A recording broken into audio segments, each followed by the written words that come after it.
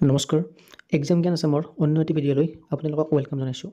আমি আমাৰ চেনেলত আছাম পুলিচৰ যিবিলাক প্ৰিভিয়াছ ইয়েৰ হৈ গৈছে তাৰে 100টা কুৱেশ্যন ডিছকাছ কৰি গৈ আছোঁ। আমি অলৰেডি 50টা কুৱেশ্যন ডিছকাছ কৰিলোঁ আৰু আজিৰ ভিডিঅ'ত আমি 20টা কুৱেশ্যন লৈ আহিছোঁ। আপোনালোকে এই 20টা কুৱেশ্যন প্ৰথমে নিজে কৰিবৰ কাৰণে ট্ৰাই কৰিব, তাৰপিছত আপোনালোকে কমেণ্টত জনাব যে কোনে কিমান মাৰ্কছ পালে। আজিৰ ভিডিঅ'ৰ প্ৰথমটো কুৱেশ্যন হৈছে who was the first winner of the Nobel prize in India. প্ৰথম ভাৰতীয় ব্যক্তি যিয়ে নোবেল বঁটা পাইছিল তেওঁৰ নামটো কি সুধিছে আমাক, আৰু তেখেতৰ নামটো হ'ব option number C Rabindranath Thakur. আৰু ৰবীন্দ্ৰনাথ ঠাকুৰে গীতাঞ্জলি নামৰ কিতাপখনৰ কাৰণে 1913 চনত নোবেল প্ৰাইজ পাইছিল। নেক্সট কুৱেশ্যন আমাক সুধিছে what is the name of the largest continent in the world. পৃথিৱীৰ ভিতৰত আটাইতকৈ ডাঙৰ মহাদেশখনৰ নাম কি? যদি আমি অপশ্যনসমূহ চাওঁ ইয়াতে কাৰেক্ট এনচাৰ হ'ব অপশ্যন নম্বৰ এ এছিয়া মহাদেশ। এছিয়া মহাদেশ হৈছে আমাৰ পৃথিৱীৰ আটাইতকৈ ডাঙৰ মহাদেশখন, আৰু এছিয়া মহাদেশখনে এই গোটেই পৃথিৱীখনৰ যিখিনি লেণ্ড এৰিয়া আছে তাৰে 30% আগুৰি আছে। নেক্সট কুৱেশ্যন সুধিছে when was the treaty of Yandabo child. Yandabo সন্ধি কিমান চনত স্বাক্ষৰিত হৈছিল? যদি আমি চাওঁ অপশ্যনবিলাক ইয়াৰ ভিতৰত কাৰেক্ট এনচাৰটো হ'ব অপশ্যন নম্বৰ ডি 1826। 1826ত ইয়াণ্ডাবু সন্ধি স্বাক্ষৰিত হৈছিল। আৰু যদি আমি তাৰিখটোলৈ চাওঁ তাৰিখটো হ'ব 24 ফেব্ৰুৱাৰী, ঠিক আছে। আৰু এই ইয়াণ্ডাবু সন্ধি কাৰ কাৰ মাজত স্বাক্ষৰিত হৈছিল? ইয়াণ্ডাবু সন্ধি স্বাক্ষৰিত হৈছিল ইষ্ট ইণ্ডিয়া কোম্পানী আৰু কিং অফ বাৰ্মা। বাৰ্মা মানে আছে মানসকল। নেক্সট কুৱেশ্যন আমাক সুধিছে in which year did the great earthquake অকাৰ in Assam. কোন চনত অসমত বৰ ভূমিকম্প হৈছিল? মানে ডাঙৰ ভূমিকম্পটো কেতিয়া হৈছিল অসমত? অসমত যদি আমি চাব যাওঁ দুটা ডাঙৰ ভূমিকম্প হৈছিল, তাৰে এটা হৈছে 1897 যাৰ মেগনিচিউড আছিল 8.1, আৰু দ্বিতীয়টো ভূমিকম্প হৈছিল 1950 চনত আৰু তাৰ মেগনিচিউড আছিল 8.6। চ' যদি আমি ডাঙৰ চাব যাওঁ তেতিয়াহ'লে তাৰ আনচাৰটো হ'ব 1950 চনত হোৱা ভূমিকম্পটো, যিহেতু তাৰ মেগনিচিউডটো বেছি। চ' এইটো কুৱেশ্যনৰ কাৰেক্ট এনচাৰটো হ'ব অপশ্যন নম্বৰ বি 1950। আৰু যদি অপশ্যনত 1950 নাথাকি কেনে যদি 1897 থাকিল হয় তেতিয়াহ'লে তাৰ আনচাৰ কিন্তু 1897 হ'ল হয়। আৰু এইটো 1897 বৰ ভূমিকম্প আছে, তাৰ ফলতে আমাৰ চানডুবি লেকটো ফৰ্ম হৈছিল। 55 নম্বৰ কুৱেশ্যনত সুধিছে যে where is Indian supreme court located. ভাৰতৰ উচ্চতম ন্যায়ালয়টো ক'ত আছে? আৰু এইটো কুৱেশ্যনৰ কাৰেক্ট এনচাৰ হ'ব অপশ্যন নম্বৰ ডি দিল্লী। ভাৰতৰ যিটো উচ্চতম ন্যায়ালয় আছে সেইটো দিল্লীত আছে। আৰু যদি সোধে যে উচ্চতম ন্যায়ালয়টো কিমান চনত এষ্টাব্লিছ হৈছিল তেতিয়াহ'লে তাৰ এনচাৰ হ'ব 1950 28 জানুৱাৰী।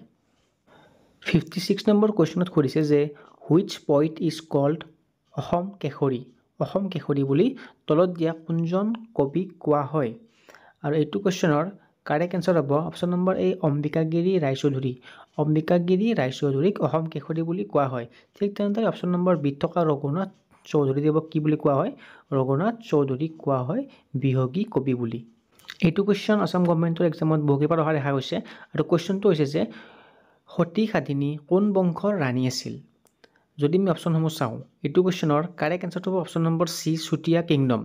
সতী সাধিনী চুতীয়া বংশৰ এগৰাকী ৰাণী আছিলে। আৰু যদি আমি চাব যাওঁ তেখেত চুতীয়া বংশৰ একেবাৰে শেষৰজন মানে ৰাণী আছিল, আৰু তেখেতৰ হাজবেণ্ডৰ নাম হৈছে নীতিপাল, ঠিক আছে। আৰু যদি আমি চাওঁ সতী সাধিনী দিৱস কিমান তাৰিখে পালন কৰা হয় এইটো কুৱেশ্যন অহা দেখা যায়।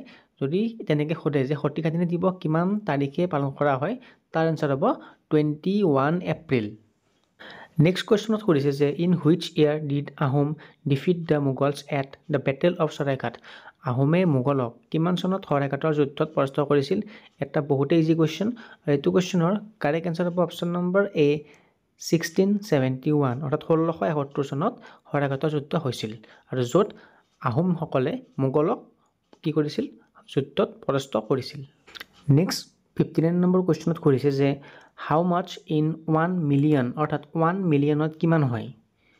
আৰু এইটো কুৱেশ্যনৰ কাৰেক্ট এনচাৰ হ'ব অপশ্যন নম্বৰ এ 10 লাখ। 1 মিলিয়ন মানে কি? 10 লাখ। কেতিয়াবা সুধিব পাৰে যে 1 বিলিয়নত কিমান হয়? 1 বিলিয়নত হ'ব 100 কৰোৰ, অৰ্থাৎ 100 কোটি। আপোনালোকে জানে যে আমাৰ দুখন মহাকাব্য আছে, এখন হৈছে ৰামায়ণ আৰু আনখন হৈছে কি মহাভাৰত। আৰু 60 নম্বৰ কুৱেশ্যনত কৰিছে যে আমাৰ ৰামায়ণখন কোনে লিখিছিল। ৰামায়ণখন লিখা ব্যক্তিজনৰ নাম হৈছে অপশ্যন নম্বৰ ডি বাল্মীকি। আৰু যদি আমাক সোধে যে মহাভাৰত কোনে লিখিছিল, মহাভাৰত লিখিছিল ব্যাসদেৱে, মহৰ্ষি ব্যাসদেৱে মহাভাৰতখন লিখিছিল। 61 নম্বৰ কুৱেশ্যনত কৰিছে who is worshipped in the Umananda temple, অৰ্থাৎ উমানন্দ মন্দিৰত কাৰ পূজা কৰা হয়। অপশ্যনসমূহৰ ভিতৰত কাৰেক্ট এনচাৰটো হ'ব option number D Shiva. Umananda মন্দিৰত শিৱ অৰ্থাৎ মহাদেৱৰ পূজা কৰা হয়। যদি আমি চাওঁ উমানন্দ মন্দিৰটো কোনজন ৰজাই বনাইছিল, উমানন্দ মন্দিৰটো বনাইছিল গদাধৰ সিংহই। আৰু উমানন্দ মন্দিৰক আমি পিকক আইলেণ্ড বুলিও জানো।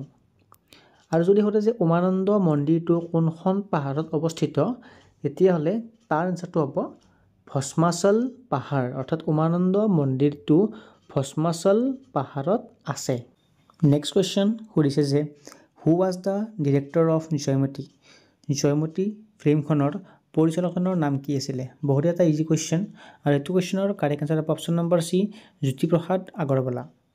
যদি আমি চাওঁ যে জয়মতী যিখন চিনেমা আছিলে সেইখন কিমান চনত মুক্তি পাইছিল, তাৰ এনচাৰ হ'ব 1935।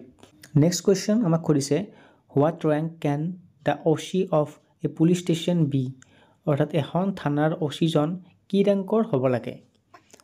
আৰু এইটো কুৱেশ্যনৰ কাৰেক্ট এনচাৰ হ'ব অপশ্যন নম্বৰ বি SI, অৰ্থাৎ উপ পৰিদৰ্শক। নেক্সট কুৱেশ্যনত সুধিছে যে where will the 2022 world cup football be held.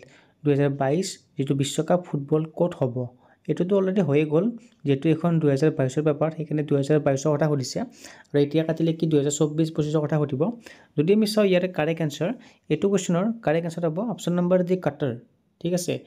যদি মই সোধোঁ যে কাটাৰখনৰ কেপিটেল কি হয়, কাটাৰৰ কেপিটেল হৈছে দোহা। নেক্সট কুৱেশ্যনত সুধিছে যে হু ৰোড আনন্দ মঠ। আনন্দ মঠৰ লিখকজনৰ নাম কি হয়। অপশ্যনসমূহৰ ভিতৰত কাৰেক্ট এনচাৰটো হ'ব অপশ্যন নম্বৰ এ বংকিম চন্দ্ৰ চেটাৰ্জী বা বংকিম চন্দ্ৰ চট্টোপাধ্যায়। ঠিক আছে। আৰু এই আনন্দ মঠখনত তেওঁ আমাৰ যিটো নেশ্যনেল ছং আছে বন্দে মাতৰম, সেইটো তাত প্ৰকাশিত কৰিছিল। 66 নম্বৰ কুৱেশ্যনত সুধিছে in which year was the Indian national Congress form. ভাৰতীয় জাতীয় কংগ্ৰেছ কিমান চনত গঠিত হৈছিল। আৰু এইটো কুৱেশ্যনৰ কাৰেক্ট এনচাৰটো হ'ব অপশ্যন নম্বৰ বি 1885ত। ইণ্ডিয়ান নেশ্যনেল কংগ্ৰেছৰ প্ৰতিষ্ঠাপক অৰ্থাৎ ফাউণ্ডাৰজনৰ নাম হৈছে এঅ' হিউম, অৰ্থাৎ এলেন অক্টাভিয়ান হিউম। আৰু যদি চাওঁ প্ৰথমজন সভাপতি কোন আছিল, তেতিয়াহ'লে তাৰ এনচাৰটো হ'ব উমেশ চন্দ্ৰ বেনাৰ্জী। 67 নম্বৰ কুৱেশ্যনত সুধিছে which two places are connected by the Kalia Bhomora bridge, অৰ্থাৎ কলীয়া ভোমোৰা দলঙে তলতীয়া কোন দুখন ঠাইক সংযোগ কৰিছে। আৰু এইটো কুৱেশ্যনৰ কাৰেক্ট এনচাৰটো হ'ব অপশ্যন নম্বৰ ডি কলিয়াবৰ আৰু তেজপুৰ। ইয়াৰে কলিয়াবৰ নামৰ ঠাইখন আছে নগাঁৱত আৰু তেজপুৰ ক'ত আছে, তেজপুৰ আছে শোণিতপুৰত। 68 নম্বৰ কুৱেশ্যনত সুধিছে what is the slogan of Indian army. ভাৰতীয় সেনাৰ শ্লোগানটো কি হয়। আৰু এইটো কুৱেশ্যনৰ কাৰেক্ট এনচাৰটো হ'ব অপশ্যন নম্বৰ ডি সেৱা পৰম ধৰ্ম। ভাৰতীয় সেনাৰ শ্লোগানটো হৈছে সেৱা পৰম ধৰ্ম। 69 নম্বৰ কুৱেশ্যনত সুধিছে হু was the recipient of 56th Jnanpith award. 56 সংখ্যক জ্ঞানপীঠ বঁটা কোনজন ব্যক্তিয়ে লাভ কৰিছিল। আৰু এইটো কুৱেশ্যনৰ কাৰেক্ট এনচাৰ হ'ব option number D Nilmani Phukan.